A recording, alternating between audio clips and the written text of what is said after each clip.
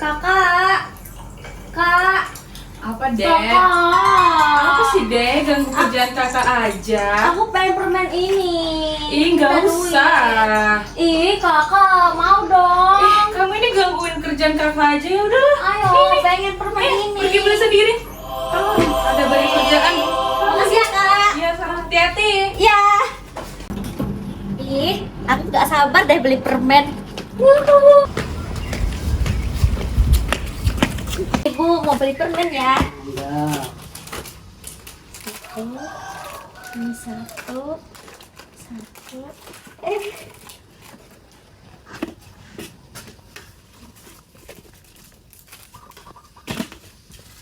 Udah Bu, Ya, ini berapa?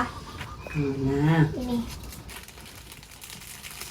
Berarti 3.500. Iya Bu, Ya. Kenapa lagi? udah. Kembalinya berapa 500? Baik Ibu, makasih ya. Ya. Oke, akhirnya dapat permen. Kakak, aku udah pulang. Lihat, ini tadi permen yang aku beli. Kakak mau nggak? Banyak banget, Dek, kamu belinya. Nanti gigi kamu rusak loh. Enggak, ini tuh enak banget. Aku tuh suka loh, Kak. Ya udah deh, kamu makan aja. Kakak mau lanjut kerja dulu aja. Oke. Wow. Enak banget. A few moments later.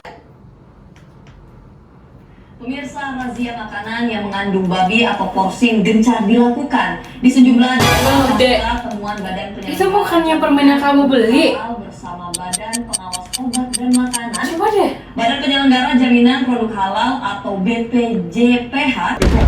Dinas Koperasi terkait penanganan perindustrian daerah juga Dinas Perdagangan siap pasar maupun Ih, Kakak, terus gimana dong? Kamu sih, kok tadi nggak lihat-lihat sih di kemasannya? Ya kan aku nggak tahu, Kak. Gimana? Kamu udah makan banyak tadi? Iya, itu gimana, Kak? Ya nggak tahu.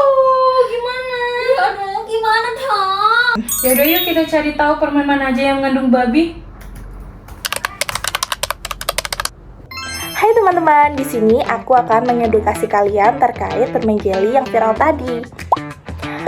Nah teman-teman, tahukah kalian bahwa permen jelly yang sering kita konsumsi itu bisa nggak halal loh? Kenapa? Karena dalam proses pembuatan permen jelly itu sendiri biasanya terbuat dari gelatin. Gelatin itu beberapa produknya itu juga berasal dari babi. Yuk kita bahas lebih lanjut. Nah, apa sih itu gelatin? Gelatin adalah bahan yang berasal dari hidrolisis kolagen. Gelatin merupakan bahan protein utama yang biasa itu berasal dari kulit, tulang, dan jaringan ikat hewan.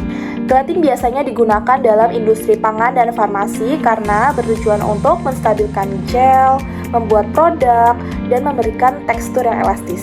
Oleh karena itu, pada jelly, gelatin itu biasanya digunakan untuk pembentuk jelly seperti tekstur yang kenyal dan gelling agent. Selanjutnya, gimana sih cara proses pembuatan jelly?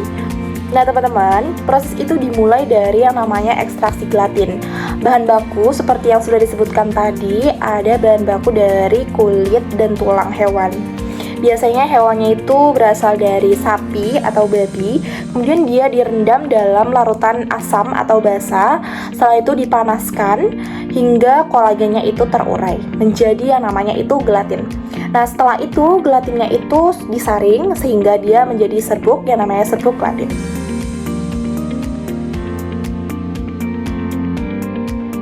Ada juga bahan tambahannya seperti gula, perisa, dan pewarna. Kemudian dia dipanaskan bersama hingga homogen. Campuran ini kemudian dituangkan ke dalam kotak cetakan sehingga dia membentuk jelly dan mengeras dan membentuk jelly yang kenyal. Nah inilah yang menyebabkan kenapa sih permen jelly itu mempunyai tekstur yang khas seperti kenyal. Mengapa hal ini penting dalam Islam? Jika gelatin ada yang berasal dari babi, maka sudah jelas ya teman-teman, hukumnya itu haram. Berdasarkan Al-Quran dalam surat Al-Baqarah ayat 173 dan surah Al-Maidah ayat 3 dijelaskan bahwa ayat tersebut berartikan hukumnya daging babi itu haram. Babi merupakan hewan yang haram, teman-teman, termasuk turunannya seperti gelatin. Maka apapun proses pengolahannya itu tidak mengubah status keharamannya. Selanjutnya, terdapat juga titik kritis kehalalan berdasarkan Perpres nomor 6 tahun 2023. Pertama adalah bahan, yaitu bahannya itu berasal dari gelatin. Gelatin dari babi itu jelas-jelas haram, sedangkan dari sapi harus berdasarkan penyembelihan yang sesuai dengan syariat agama Islam. Yang kedua adalah proses produksi, teman-teman.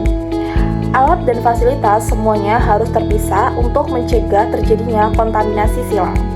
Yang ketiga adalah bahan tambahan, seperti perisap, pewarna, pelarut, yang mungkin nantinya bisa mengandung alkohol atau bahan tidak halal lainnya.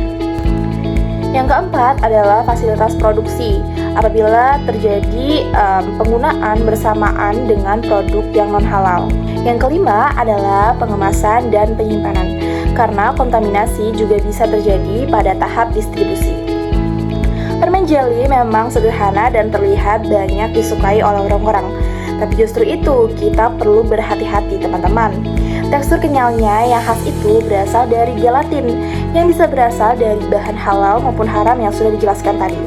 Jika berasal dari babi, maka sudah jelas ya teman-teman, hukumnya itu haram.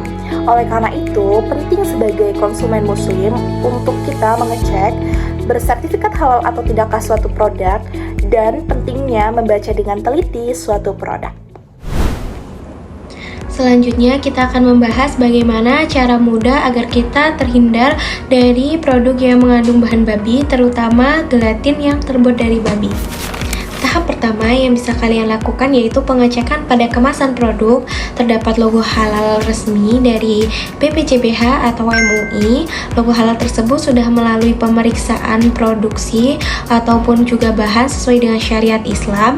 Kemudian jika tidak terdapat logo halal tersebut, kalian bisa melakukan pengecekan pada website resmi yaitu Halal Go ID atau juga bisa di MUI Halal, maka akan terlihat apakah produk tersebut sudah terdaftar atau belum. Tahap kedua, kita melakukan pengecekan ingredients atau kandungan dari suatu produk. Yang ketiga, mengenali kode E atau E-numbers yang artinya bahan tambahan pangan.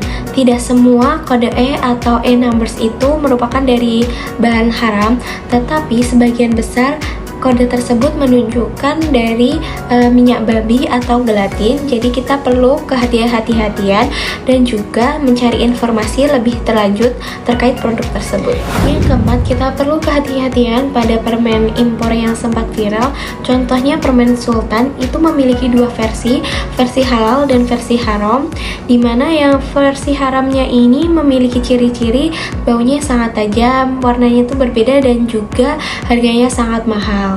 Kemudian kita juga hati-hati pada negara non-muslim yang mengimpor secara tidak resmi karena bahan yang berasal dari gelatin memiliki resiko tinggi yang terbuat dari bahan atau hewan haram, contohnya dari babi. Yang terakhir, kita perlu tanamkan sifat kehati-hatian pada diri kita sendiri, terutama produk yang mengandung gelatin tanpa tahu asal-usulnya yang jelas, karena itu termasuk syubhat atau tidak jelasnya halal atau haramnya.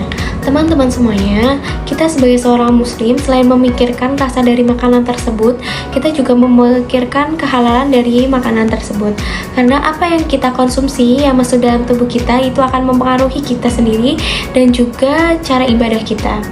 Kemudian tips dan trik dari aku tadi itu bisa menjadikan kita lebih hati-hati dalam memilih makanan agar apa yang kita konsumsi itu merupakan makanan yang halal dan jelas.